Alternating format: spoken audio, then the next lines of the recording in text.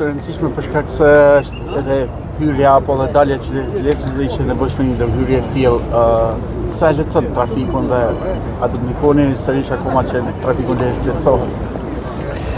Është një ndër investimet më të rëndësishme të tona që kemi bërë deri tani. Për disa arsye, para ura ka qenë amortizuar. E dyta, ura nuk ka pas kalim këmbësorsh. Siç e shikoni, është një urë komplet e re me kalim këmbësorsh, aksesohet shumë mirë nga të gjithë, duke pas parasysh edhe sepse jemi afër tregut dhe jemi afër edhe një zone komerciale. Unë mendoj se efekti është dyfish plus trafikut, efekti është edhe në shërbim të biznesit.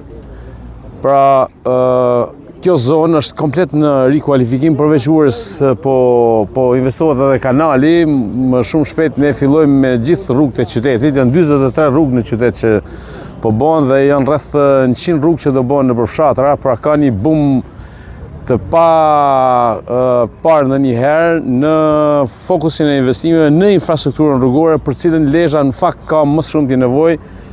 Flasim për një qytet turistik, po nuk mund të flasim më për një qytet turistik me rrugë, me gropa dhe me...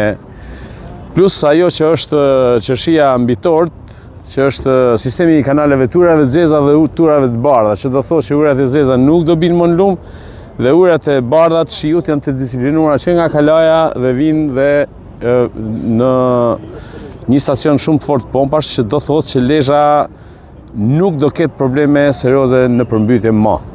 Atëherë ne mbi këtë histori do të ndërtojmë një qytet që është i domosdoshëm të jetë më i miri në rajon dhe të shërbejë dhe turizmit. Faleminderit.